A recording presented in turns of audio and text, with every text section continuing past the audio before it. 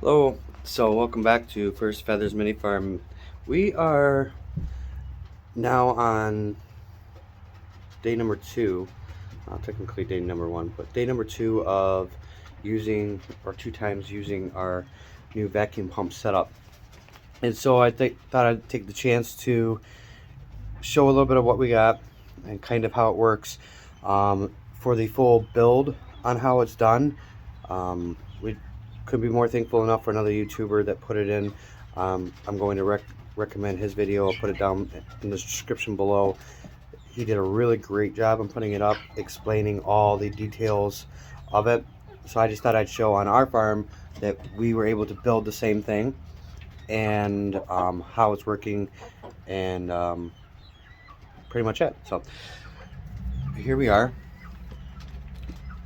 So you have a regulator that regulates how much air goes up.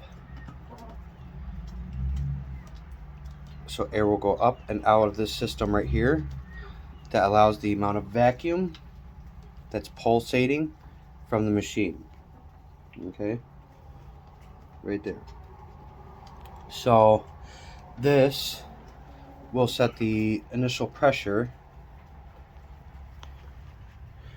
of the vacuum and how much it's how hard it's going to squeeze on their nipple. Okay, she's gonna yeah. Okay, I'm sorry, Karen. Yeah, Karen. So that's what that part does.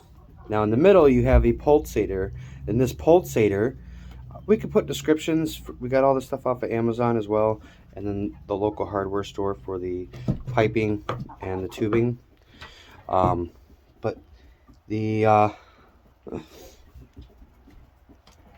pulsator pulsates, and so it breaks up the vacuum. Instead of it just going holding like this, it puts a break in the air pressure to release. So that's what it's doing. So as it's squeezing, as you think it as milking, it's squeezing, and then the pulsate allows the milk to come back in as a hand motion and then squeeze back through. Really helpful. You have to have a pulsating unit. I don't know if there's anyone that says otherwise, and if they do, I feel bad for those animals. Perhaps I'm wrong, I'm new at this, but just think of someone always squeezing, it just doesn't seem like that would be beneficial to the animal. So the pulsator breaks up that hand motion and then squeezes through and comes down. So the air through the big tube starts pulling air through the system, then it comes through here, okay, and goes down to your lid right here, and that's sucking the air from the can, okay. And then you have your milking side, which is nothing more than from your lid, like a normal unit. It's just from your lid here where it pushes the milk in, and then it goes to your nipples here. Only thing a little different would be this bigger hose. Okay, so this bigger hose that connects to your teacups up here, right? So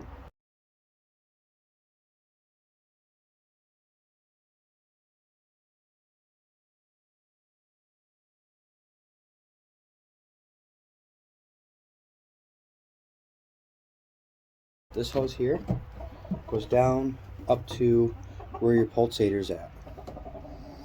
And like I said, there's a guy that he did a really great job on his build and explaining a lot of different things.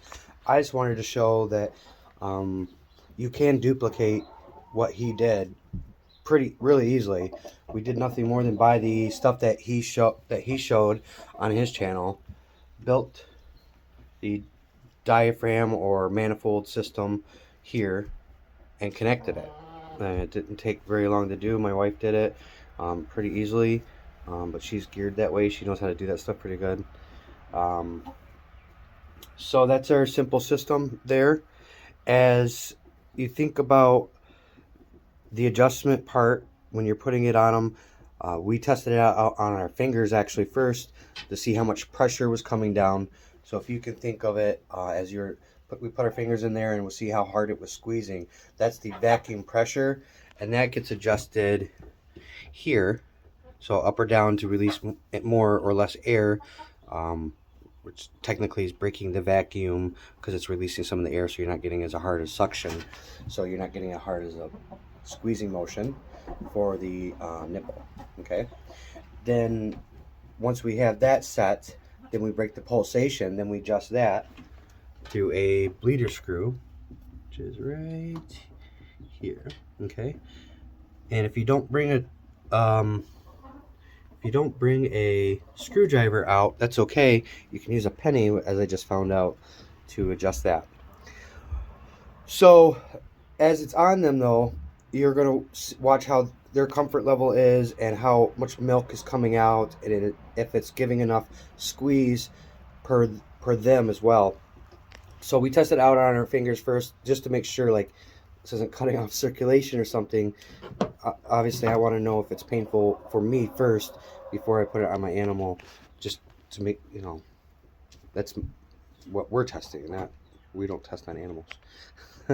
So you know what I mean? So just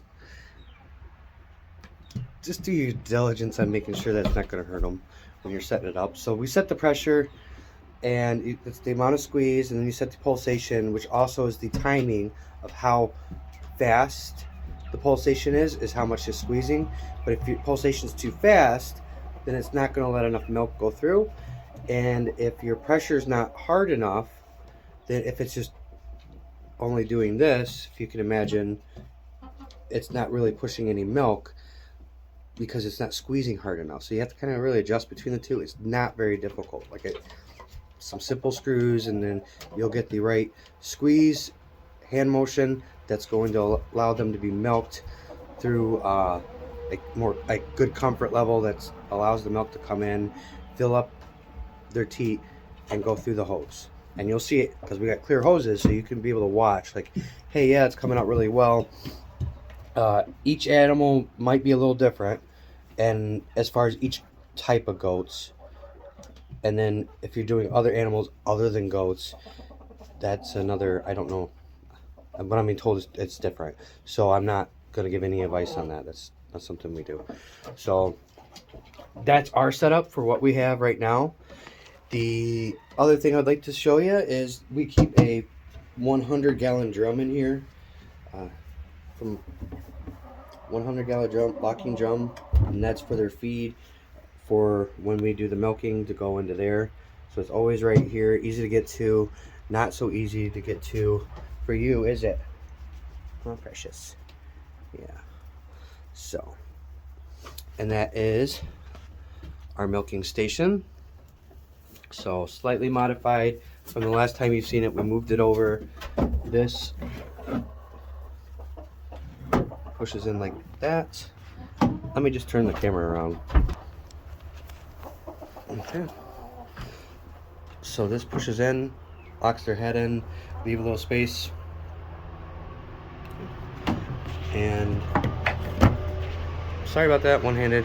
You slide this into there. This was the most simple design that I could find. We were using a different design, didn't care for it. This works really well. Easy to put them over. It works just extremely well. Only thing I've had to do is add a little pieces to the edges, and I still got to add another section right here because the one, yes you, Karen, Kraken, leave her alone.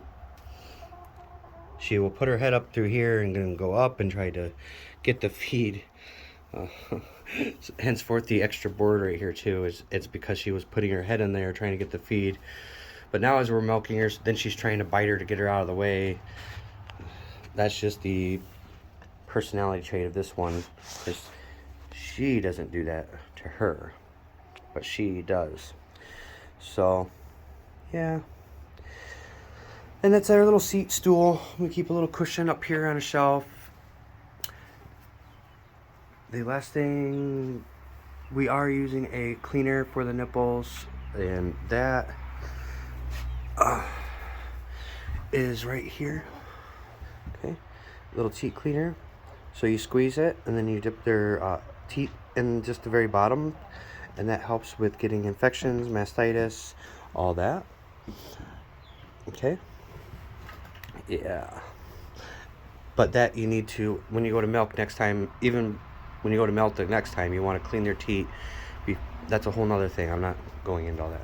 So I'm just showing you what we have at the moment. I try not to make 50-minute long videos. There's their minerals. We have set up General Goat Mineral here, and then your baking soda. I said that correctly. For if they get gassy, they're able to get that. Their hay setup is right here.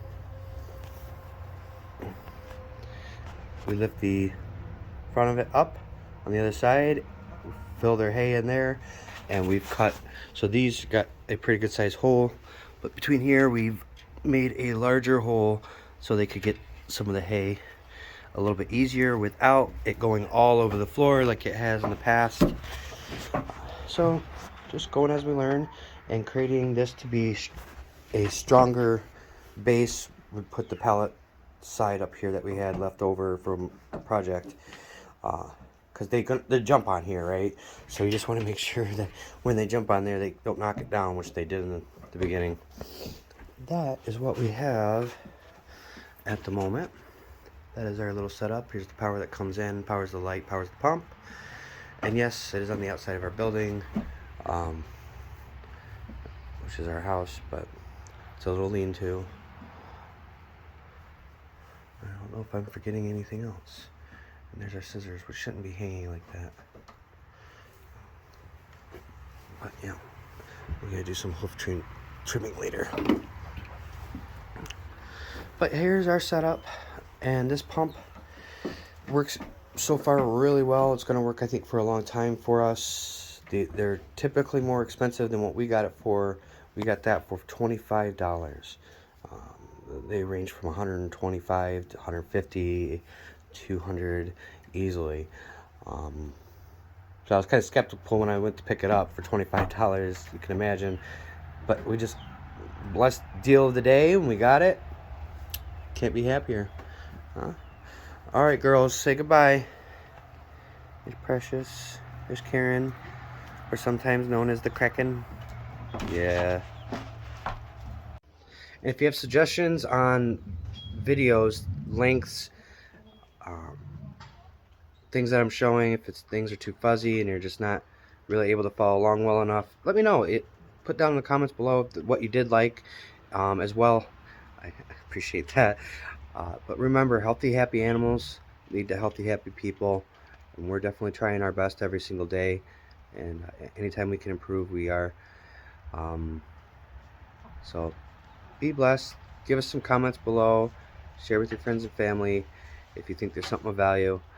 And have a great day.